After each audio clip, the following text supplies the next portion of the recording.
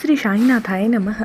साईं बाबा के चमत्कार तो हम सभी साईं भक्तों के जीवन में हर रोज़ हुआ करते हैं, लेकिन साईं बाबा के चमत्कारों की एक कथा आज हम लोग जानते हैं, जिसको पढ़ने के बाद मैंने बहुत ज़्यादा सकारात्मक सोच के साथ बाबा का व्रत करना स्टार्ट किया, बाबा की भक्ति स्टार्ट करी और साईं बाबा की कृपा से मुझे भी संतान सुख की प्राप्ति हुई है।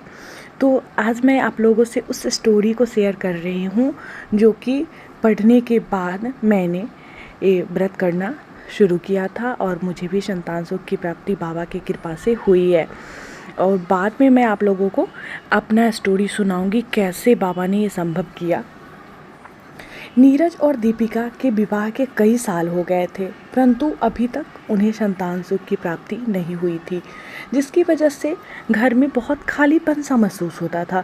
घर में जब बच्चे नहीं होते हैं और आपके शादी का कुछ टाइम हो जाता है तो बहुत खालीपन सा लगते रहता है। और इनके वृद्ध सास ससुर थे, वो भी घर में नन्ही किलकारियाँ सुनने के लिए बहुत ज़्यादा व्यग्र थे।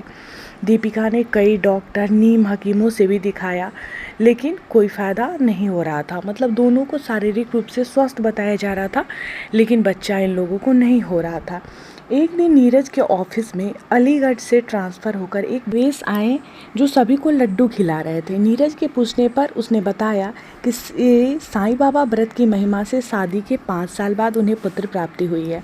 नीरज द्वारा पूछे जाने पर उन्होंने उसे पूरी व्रत विधि समझाई और अगले ही दिन वो साईं बाबा के व्रत की पुस्तक उनके लिए लाकर उन्होंने दिया।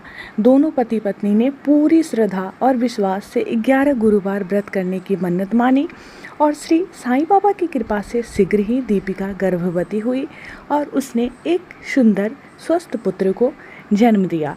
और अपने कुल दीपक को देखकर उनके सास ससुर की खुशी का तो ठिकाना ही नहीं रहा।